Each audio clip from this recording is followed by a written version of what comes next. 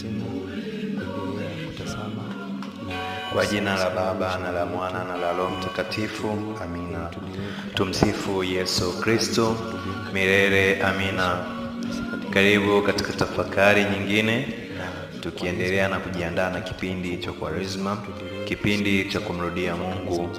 Bwana wetu Yesu Kristo anatuagiza tuwe watu wa kuishi kwa upendo, huruma, na leo ikiwa ni siku nzuri, siku tutakaposikia tafakari kuhusu kutakasa dhambi zetu na nini Mungu anatuandaa tuwe katika kipindi hiki cha Kwaresma.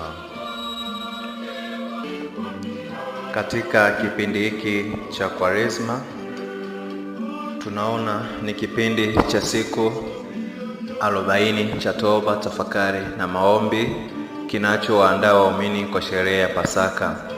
Kipindi hiki kinatufundisha juu ya umuhimu wa kutubu, kutakasa dhambi zetu na kujiweka mbali na dhambi ili tumtumikie Mungu kwa moyo safi na mchangamfu.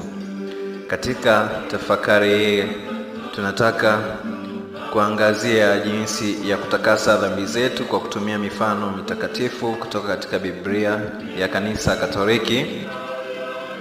Kwanza tutaona kutubu dhambi zetu ikiwa ni hatua ya kwanza ya kutakasa dhambi.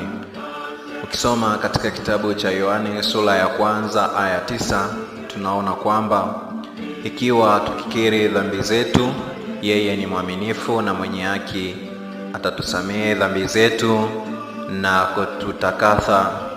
kututakasa na udhalimu wote. Hii inatufundisha kuwa hatua ya kwanza katika kutakaswa ni kutubu dhambi zetu.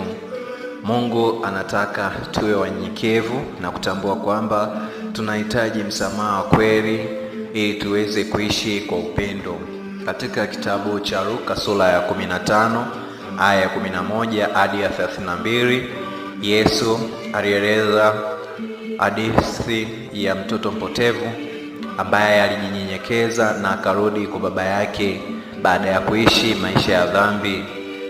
Tunaona baba alimpokea kwa furaha na kwa upendo, na tunaona anamfanyia sherehe.